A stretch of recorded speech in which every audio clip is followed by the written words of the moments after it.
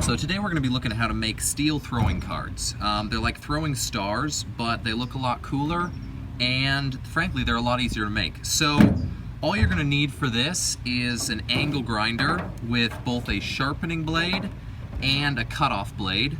Those are pretty easy to come by. You're going to need a Sharpie, you're going to need a deck of cards, you're going to need a Simpson strong tie. Now this is a joist strap.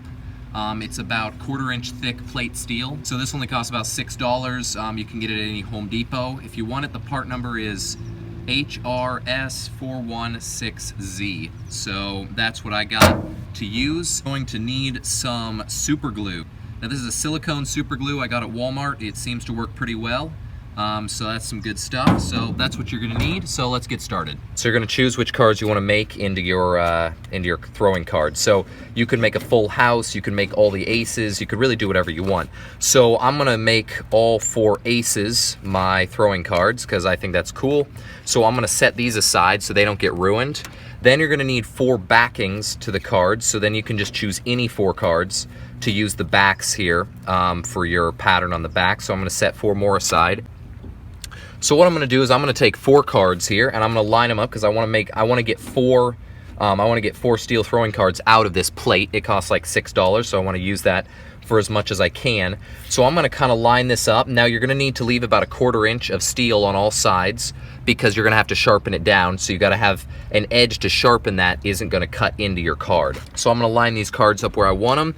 Then what I'm going to do is I'm going to trace around these cards with my Sharpie because this is where the card is going to sit. Okay, so this square is where the card sits. So I need to make sure to measure about 1/4 inch away from that in order to have an edge to sharpen without actually having to cut into the square here where my card is. Because if I have to cut in the square, it won't look right. It'll cut the part of the card away and it won't be right.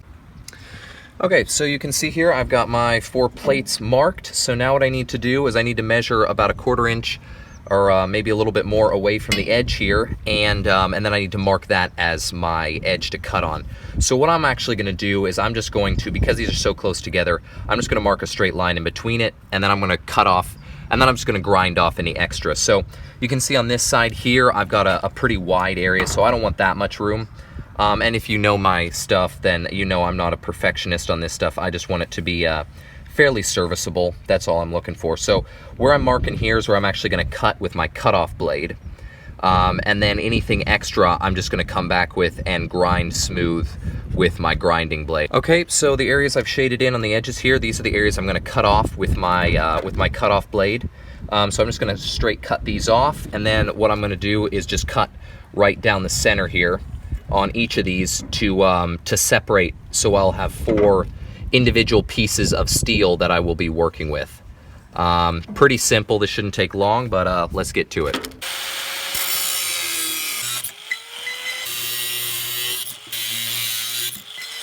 All right, so now I got my 3 plates here.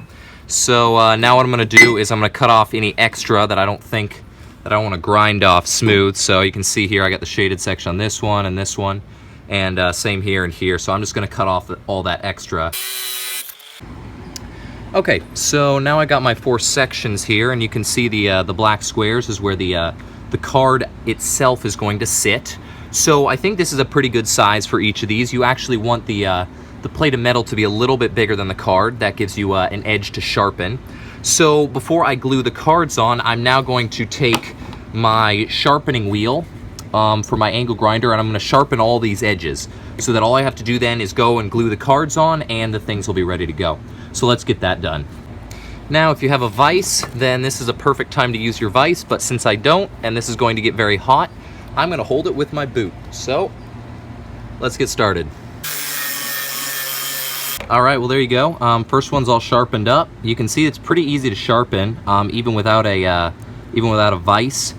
So now I'm just going to sharpen the rest of these, and then we'll attach our cards. Okay, so I've got it all nice and sharp, all polished up on the edges. So now what we're going to do is we're going to spread an even layer of super glue over it. So I've got this E6000 super adhesive, which I got at Walmart. It's pretty cheap, but it actually works pretty well. So what I'm just going to do is put a glob of it on there, and then I'm just going to spread it around evenly with my finger to make sure it gets on all the sides. So I'm just going to take it and kind of spread it out, make sure it gets all in the corners and everything.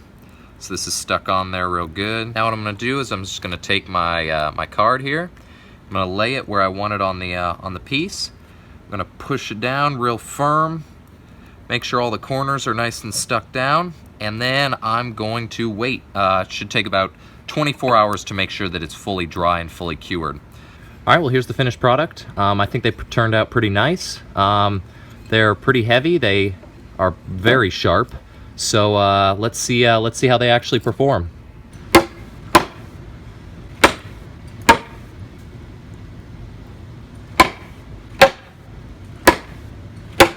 All right, well, there you go. That's how you make yourself some steel throwing cards out of a plate of metal and a deck of cards. I think they turned out pretty dang nice, and hopefully you did too. If you found this video helpful, like, comment, subscribe.